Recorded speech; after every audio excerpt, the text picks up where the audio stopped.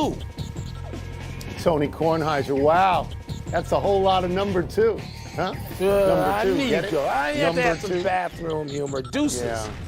Deuces Wild. Wasn't there a game show when you and I were young and had hair called Deuces Wild? There was The Joker is Wild, but I think there may have also been Deuces Wild. And I think we're going back at least 50 years. And that's scary. That's scary. Welcome to PTI, boys and girls. In today's episode, Bronny James's draft stock, Phil Mickelson's apology, and a big settlement for the women's national soccer team. But we begin today with the strange case of Zion Williamson. He appears to have no contact with the New Orleans Pelicans. Over the weekend, C.J. McCollum, who was just traded to New Orleans, had to go public saying he hadn't spoken to Zion to get Zion to call him. And yesterday, New Orleans sent out season ticket renewals that said, and I'm quoting here, led by new coach Willie Green and players Brandon Ingram, Jonas Valanciunas, and C.J. McCollum, the Pelicans are building something special, unquote. No mention of Zion. Wilbon, big deal, little deal, no deal. Big deal, Tony, particularly if you are in Louisiana and you are one of the people that has basketball interests, maybe even higher than football, which would be rare. But it suggests that he's not in the plans, immediate plans for the next season, or that they would get rid of him. And I don't know that they would do that, Tony. But wow, if Zion, who was thought at the time to be the most important and splashiest draft pick the NBA's had since LeBron, and when he played, he's been great.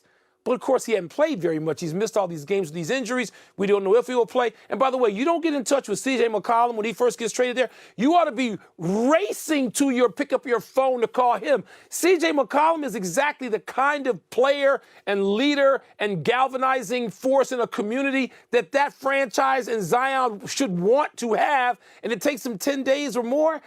None of that's good, Tone. None of it. So let me go back to the question, big deal, little deal, or no deal. And you said big deal. I want to go higher than big deal. Okay. I want more rungs on the ladder. I want it to go to colossal deal. Because Zion Williams apparently has no interest whatsoever in the team that drafted him and the team that pays him. And I don't know that this is like Ben Simmons, but it is beginning to get a feel like Ben Simmons. And let's go to a timeline, Mike. Let's go to a timeline here. On Media Day in September, Zion said he'd be ready for the season opener, which obviously he was not. In December, he had an injection to promote healing in his foot. In January, the team announced Zion would continue his rehab away from the team. And he flew to Portland and Nike, away from the team.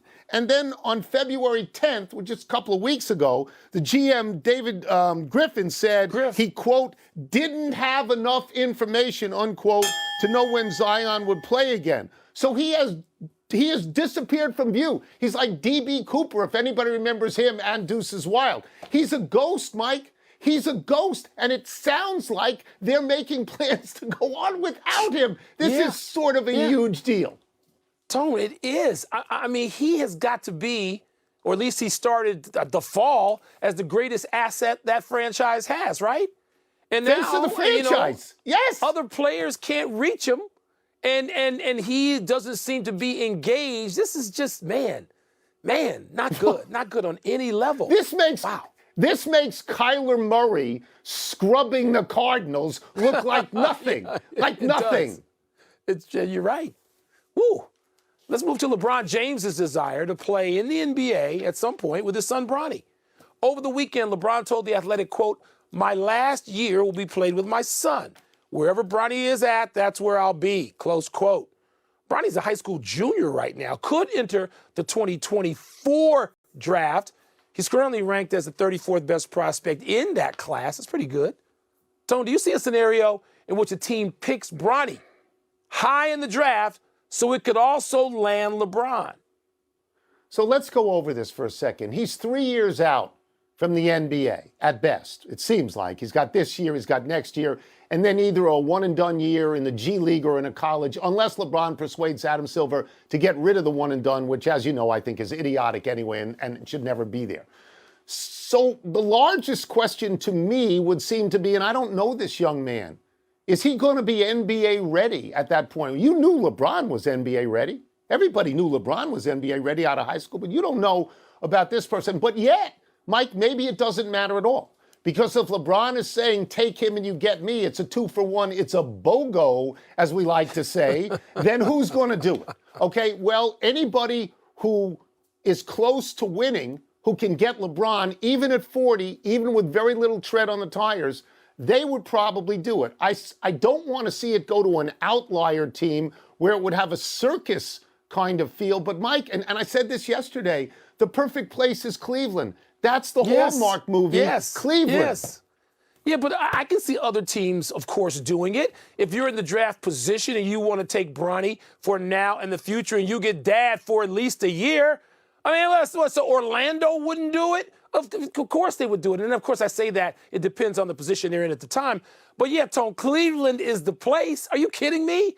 So you can be there. You could be 30 minutes, as LeBron has reminded us a couple of times, 35 minutes from where he grew up in Akron, and you can, again, galvanize Northeast Ohio and get them around the Cavaliers, who by then, Tony, might have been eliminated from the playoffs once or a second time because they're young and they're feeling their way and they got all these young, terrific players, and then they're ready. And then you get LeBron if you get him. I mean, I don't know if he's going to, want to take anything less than the full max. That might not work. But it would be great to play out in Cleveland, but it could play out anywhere else. Let me just say this, Mike. Let me just tell you why I'm apprehensive about this. Because it puts so much pressure on his son. Yeah. When LeBron came into the league, there was pressure on him because he was the overall number one. But you knew he was at least going to be real good. And it turns out he's an all-timer. You don't know this about his boy at all. You don't know how long this is going to last. That kind of pressure, I'm not sure is great. I'm just not sure it's LeBron, great. I think LeBron, who thinks of everything, he's got to be thinking, okay, there's going to be this pressure on Bronny no matter what. If I'm there, I can help do something about that.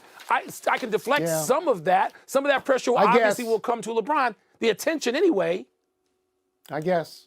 It's in the future. Let's move to golf and an extensive apology from Phil Mickelson for his recent comments. Mickelson claims he was off the record and taken out of context. He specifically apologizes to the Saudi Golf Tour, his sponsors, and anyone he's negatively impacted. And I'm quoting here, "I used words I sincerely regret that do not reflect my true feelings or intentions. It was reckless, I offended people, and I'm deeply sorry for my choice of words," unquote. Wilbon, your thoughts? Tony, I thought it was, as these apologies go, celebrity apologies in sports, combine them, I thought this is a bombshell. This is a real apology. And this is prompted, by the way, by public sentiment, which was probably prompted in large part by what Rory McIlroy said when he called Phil's comments essentially lazy and stupid. He used the word stupid in there at some point. And you got the young guns in golf now, and Phil's not that at 51. Phil's already playing half his rounds in the Champions Tour, the seniors, as we used to call them. And you got these young guns, and they apparently one by one have been announcing they're not going to play on this tour. Right.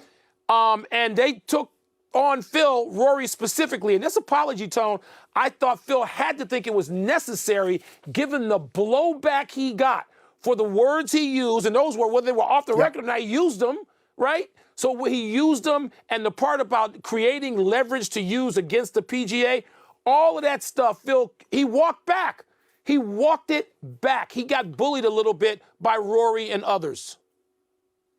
I'm going to consult my notes because we just found out about this a little while ago, and my notes are rather haphazard. And well, you were right. It's an extraordinary apology.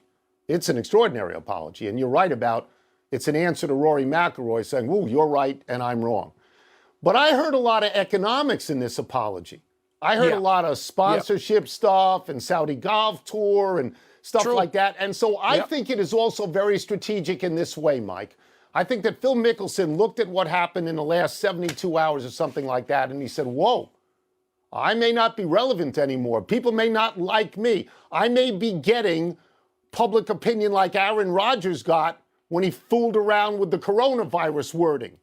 And Phil is closer to the end of his career, and he needs to have something. And by the way, if there's no Saudi Golf Tour, the only thing he can play on is the PGA Golf Tour, which he killed. He killed the PGA Golf Tour. Popped him. And now I think he's looking for a soft spot to land for a television career and for the rest of his days in golf. And he even said at the end, I'm going to take some time off.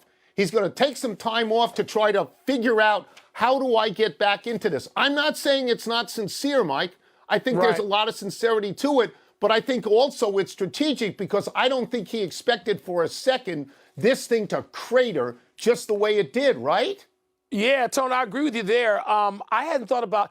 I think it was. I absolutely believe it was a sincere apology. I thought he went too far, talking about the mistakes he's made publicly. I mean, who in public life hasn't made mistakes? I thought Phil maybe overdid it there. And to your point, maybe he did because he felt he needed to under the circumstances. It's a wow. And by the way, Tone, this ain't going away. We haven't even gotten to the TPC and the Masters. And they're in my ear. They're telling me to shut up and to move on. They're in my ear. Let's take a break. Why aren't they Coming telling up, me to we're going to have a baseball season or what? They never tell you to shut up. You tell everybody else to shut up. We're going to ask Jeff Passan. I do.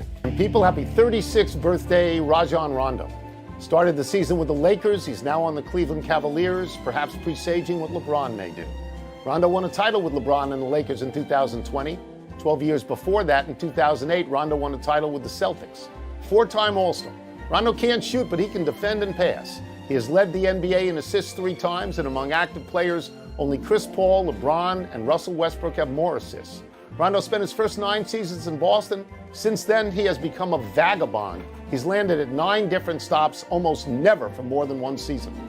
Yeah, but one of those stops is in Chicago, where he and Dwayne Wade led a team to a 2-0 series lead over the Celtics, and Rondo broke his wrist.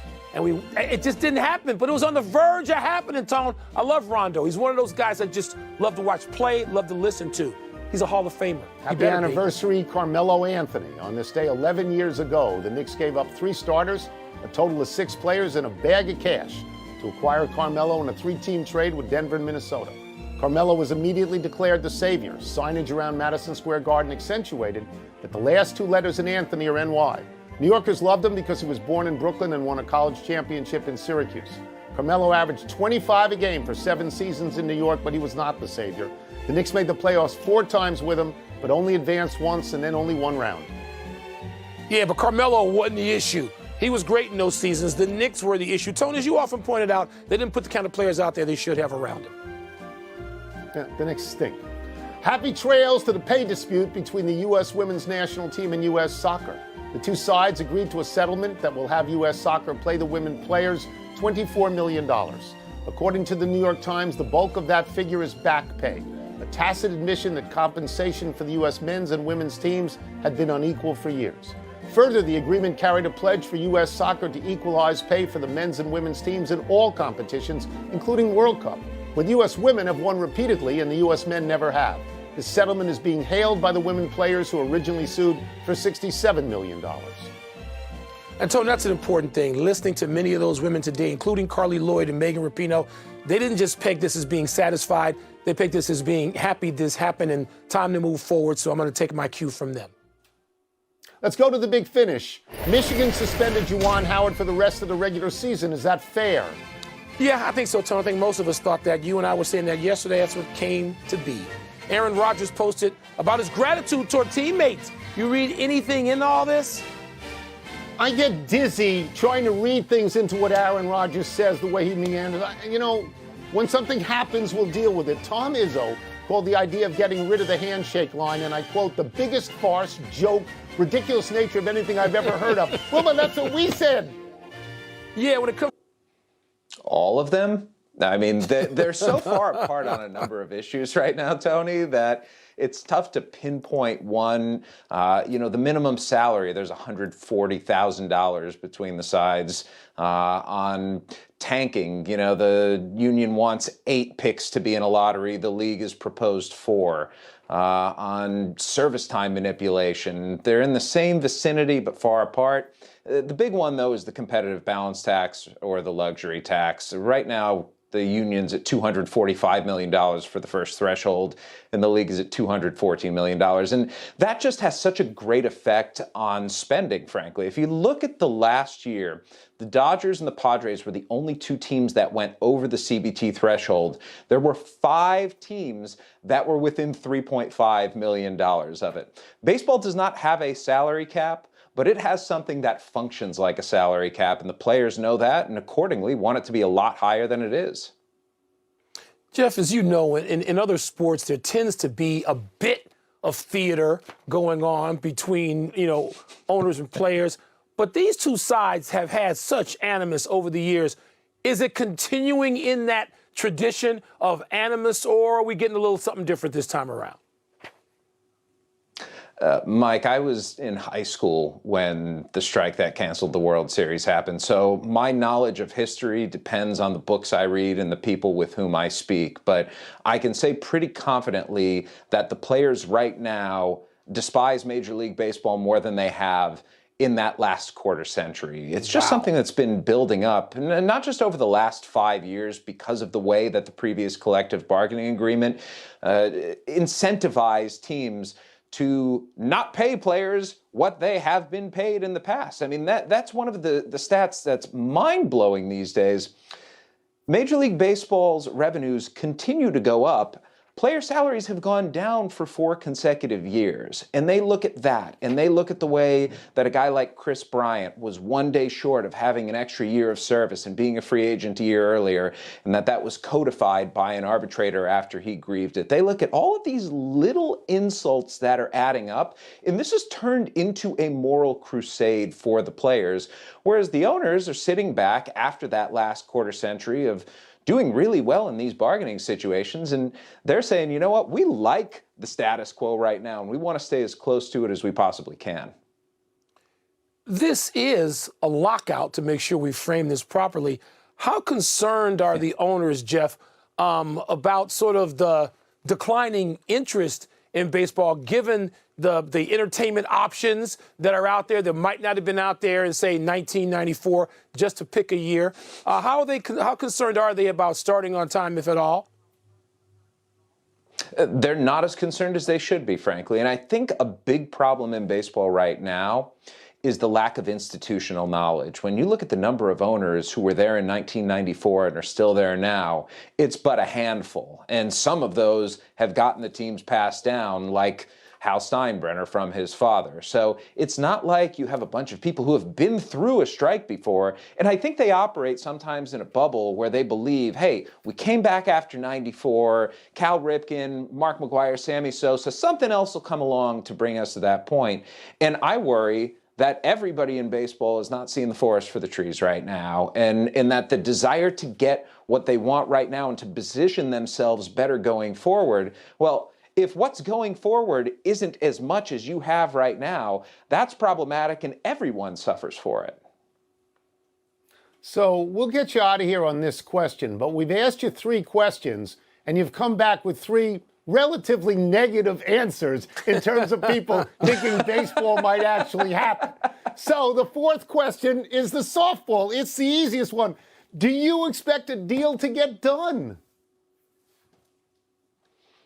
Well, I'm going to punt on this one because I feel like Thursday and Friday are going to be the most important dates. Remember, Major League Baseball, Tony, has set a February 28th deadline, not a hard deadline, but a soft deadline to get the regular season started on time on March 31st. The union has said we will not agree to expanded playoffs, which is a big ticket item for the league, unless we get paid for 162 games. So it is in everyone's best interest, yes, to have a deal by February 28th, to get players to spring camps by March 3rd, and to actually start this season rather than continually shooting itself in the foot. But I saw what happened during COVID in 2020. I see the trajectory of the discussion since then. I see the snail's pace that they're taking right now. And it makes me believe that while a deal is possible, while I am hopeful for a deal at this point, I'm still not at the point of optimism. Thank you, Jeff, for being with us, optimistic or not. Thank you. Jeff, we appreciate it. Thanks, man. Thank you, fellas. Appreciate you having me. Let's take one last break, but still to come. An Instagram post from Aaron Rodgers gets people talking. And the U.S. women's soccer team settles its issues with U.S. soccer. A lot of labor